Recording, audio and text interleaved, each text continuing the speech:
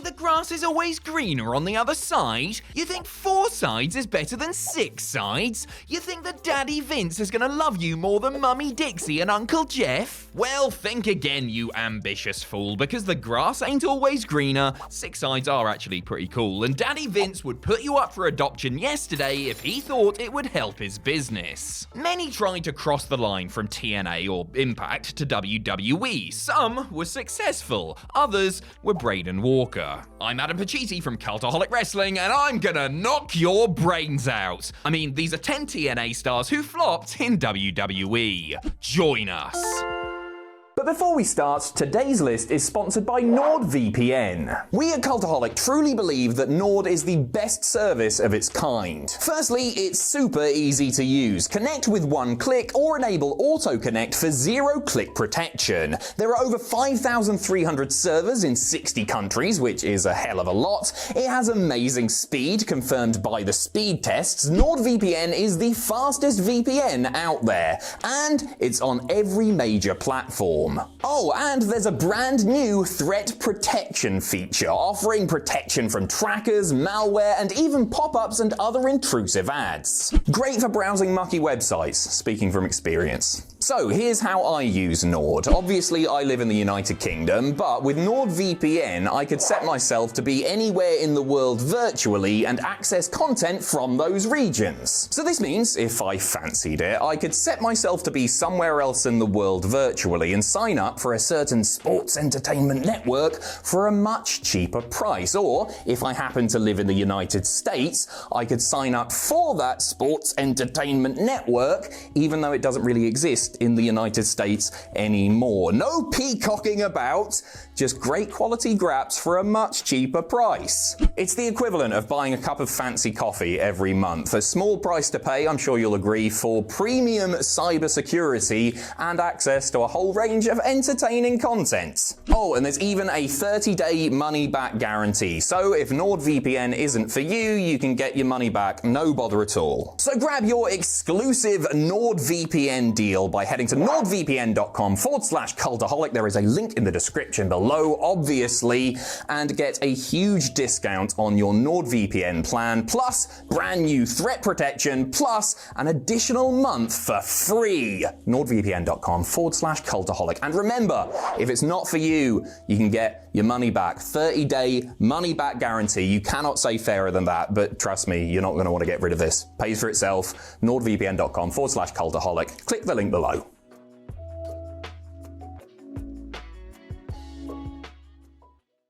Number 10, Frankie Kazarian. Frankie the Future Kazarian had been on WWE's radar for a while, having come from unofficial California-based feeder farm UPW, the same place as John Cena, while also working the occasional dark and tryout match. He got his big break in TNA, however, where he was a star in the promotion's early day X division. By February of 2005, however, Kazarian was upset with his situation on Planet Jarrett and quit the company, which he was legally able to do since his contract had quietly elapsed months earlier. He took a developmental offer with WWE, but had to wait for several months before he was given a start date on the SmackDown brand. Considering how low priority the cruiserweight division was at the time, it really shouldn't have been a shock when he was immediately dumped on weekend show Velocity. All told, Frankie had 4 televised matches, all of them quick wins against Nunzio, Scotty 2 Hotty, Funaki, and Paul London. Already feeling like he'd been a little bit missold, the former X Division champion was pushed over the edge by the request that he cut off his long hair and was either fired or quit shortly after. Number 9, Chelsea Green.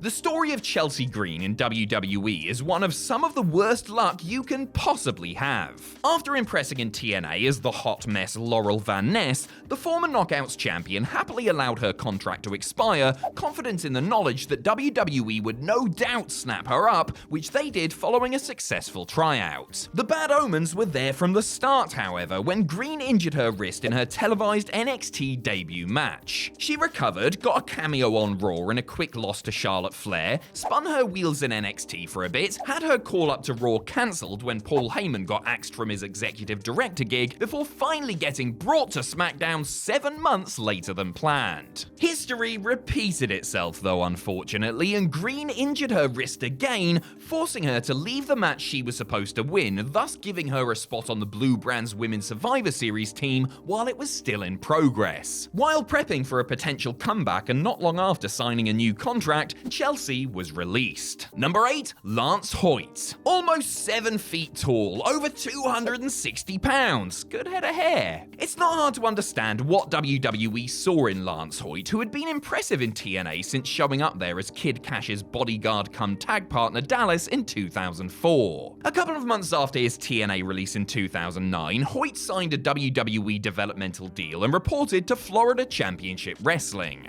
After putting in his time there, Lance debuted on ECW as Vance Archer with a new, shorter hairstyle, less facial hair, and new ring gear. Initially positioned as an imposing monster heel and given a decent winning streak, it didn't take long for Archer to blend into the background, something that wasn't helped when ECW folded in order to make way for NXT The Game Show. Vance resurfaced on SmackDown in a team with Curt Hawkins, but the Gatecrashers spent more time on Superstars and typically lost whatever match they were in. Their one-sided handicap match loss to Big Show should have clued them in on their chances for upward mobility as a duo, and it was far from shocking when Archer's name appeared in the list of mass releases a couple of months later. Number 7. Awesome Kong. Awesome Kong truly lived up to her name while plying her trade in both Japan and for TNA in the mid to late 2000s. An incredible force of nature in the Knockouts division, Kong had a series of enthralling matches with Gail Kim that really put women's wrestling on the map in TNA. The two-time Knockouts and one-time Knockouts tag team champion left the company on bad terms in 2010, however, following a much-publicized backstage incident with local DJ Bubba the Love Sponge. Their loss was WWE's gain, and Kong put pen to paper with McMahon months later. After plenty of hype, Karma debuted at the 2011 Extreme Rules pay-per-view, attacking Michelle McCool. She continued with these attacks for the next several weeks before it was revealed that she was pregnant. Returning many months later and just a few weeks after suffering a miscarriage, Karma competed in her one and only WWE match, entering the 2012 Royal Rumble, where she eliminated Michael Cole and Hunico. A few months later, she was let go amid reports that WWE were upset with her weight and physical conditioning.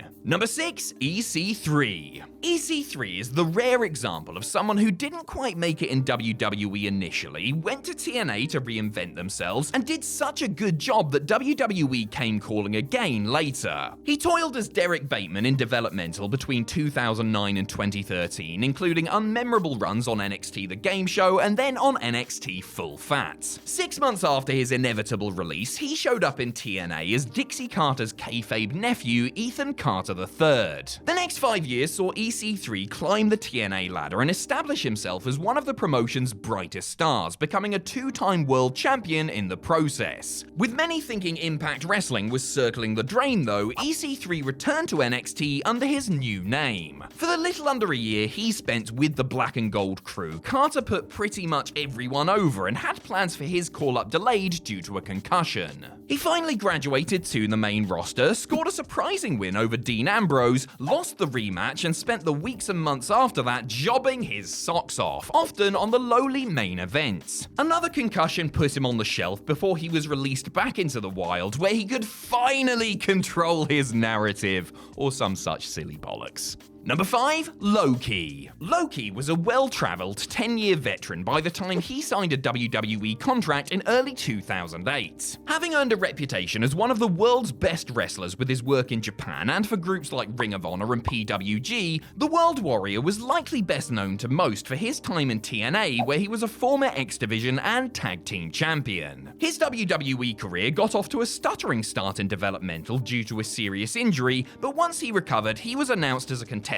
for the second season of NXT The Game Show. Paired with Laycool as his pros, the renamed Kaval actually won the competition, beating out the likes of Bray Wyatt, Curtis Axel, and Titus O'Neil. On SmackDown, however, Kaval's story was not one of triumph. He was routinely and rather easily beaten by everyone from Drew McIntyre to Chavo Guerrero and ended up winning, but then losing his spot on the Blue Brand's bragging rights team to Tyler Rex. It took him over 2 months to actually win a match against Dolph Ziggler, but their rematch over the Intercontinental title was a mess, and a month later he was released following more televised jobs. Number 4, Killer Kross. Killer Kross never actually won a title in TNA/Impact, or really had a classic match or moment that fans can point to as being the standout highlight of his 18-month run there. Everyone watching him, however, knew that he was loaded with potential and likely would have been one of their biggest stars had things shaken out differently. It was hardly surprising when WWE announced their acquisition of Kross, now with the new first name, Karrion, just a couple of months after his Impact release. And had Karrion's run alongside Scarlett Bordeaux just included their time in NXT, where Kross was a 2-time NXT champion, it wouldn't be considered such a flop. But Karrion's time on Raw was, to put it mildly, a bit of a disaster for the performer. He debuted while still holding the NXT title, but without Scarlett by his side, by getting beaten in less than 2 minutes by Jeff Hardy, who himself was hardly on some major upswing. And then the hits just kept on rolling as Kross was given a Gimp's helmet and studded suspenders. Victories against Hardy, Keith Lee, Ricochet, Humberto Carrillo, and Jackson Ryker weren't enough to counteract the suck, and the former killer was wished well in his future endeavors just a few months after his main roster debut. Number 3, Austin Aries. Truth be told, I am not the biggest fan of Austin Aries, so I will try to keep this one short, just like Austin Aries himself. The promise ring giving banana boy. To give credit where it's due though, A-Double was a superior in-ring talent when he wanted to be and had some tremendous matches for companies like Ring of Honor and TNA. He was a Grand Slam champion for the latter and really came across like a big fish in a small pond while competing for the Orlando-based organization. Which is ironic really, since he's actually so short himself you would think he would be a small fish in any pond, but here we are. Anyway, Austin got hired by WWE during the NXT indie darling boom of the mid-2010s and had some decent outings with the usual suspects before being brought to main as a member of the 205 Live Gang. His feud with Cruiserweight champion Neville yielded some solid matches, but that was as good as it got, and once that wrapped up, he was binned off amid reports that he was deeply unpopular with the writing staff backstage. Austin Aries being smaller than average in height and difficult to work with? Well, I never. Number 2, Monty Brown. Monty Brown just about had it all. A pro sports background with Super Bowl pedigree, an eye-catching superstar look and physique, a great finisher, and more charisma in his little finger than most wrestlers have in their entire bodies. The alpha male was a big star for TNA, but the Carter-backed organization never fully pulled the trigger on him and pushed him as the guy, leading him to take his chances in WWE once his TNA contract expired. Rechrist Marcus Cor Von, a frankly terrible name, Monty was dumped on an ECW brand that was fast running out of steam. Chucked in with the new breed stable of up-and-comers who had beef with the ECW originals, Brown very quickly became just another guy on the roster, primarily participating in tags and multi-man matches. 6 months into his WWE career, and after losing an ECW title tournament semi-final match to CM Punk, the alpha male abruptly took off for personal reasons, never to return to either WWE or the wrestling business in general, opting to retire to the Serengeti instead. I miss him every single day. Number 1, Chris Harris. Knock knock. Who's there? Why, it's TNA star Chris Harris in a crap singlet and with an air of fearful dread permeating his entire being. The Wildcat had been one of TNA's true homegrown success stories, rising to fame as a member of the America's Most Wanted tag team with James Storm. Once the duo split up and their feud had ended, however, Harris believed that he would have a better chance of achieving single success in WWE. He believed wrong. Having his look and name changed, and according to the man himself, being stripped of most of his signature offense, the former TNA Tag Team Champion arrived on ECW on the back of one of the corniest backstage pre-tapes ever. After looking mightily unimpressive in victories over Armando Estrada and James Curtis, WWE exercised their right to release Harris just 1 month after he debuted on TV. WWE officials were down on him, believing that he didn't carry himself with any confidence, while simultaneously believing that he may have had way too much confidence in his own abilities based on what he had done in TNA. Go figure.